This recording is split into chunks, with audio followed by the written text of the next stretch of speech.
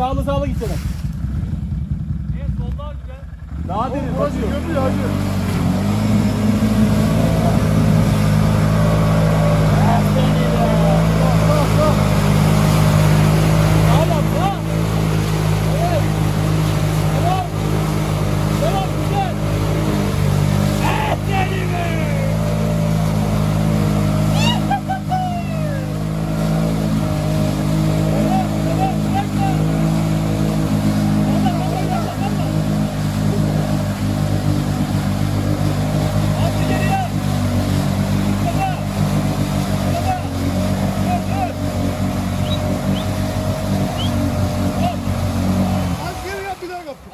Bir daha kaptım. O ufak bir yer var. Atladı mı gidiyor zaten.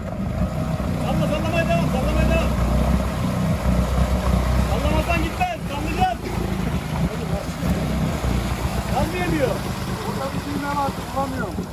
Önde solda. Bas. Bas.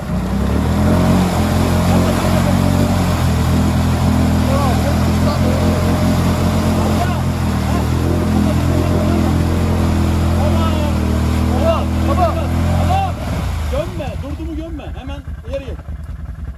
Oğlum bu binlik değil. Sadece gitmem lazım. Olsun. Fazla gittim kaldı bu sefer. Bak durdu mesela.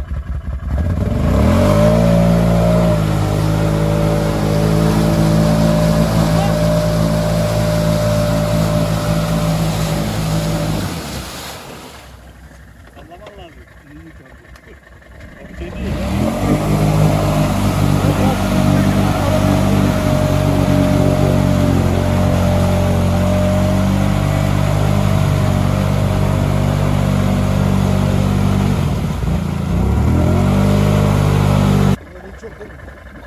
Ayakları çiz, suya sokacaksın.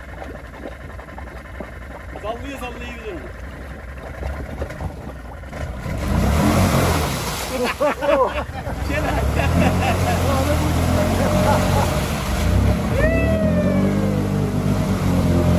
Geldirmiyor mu?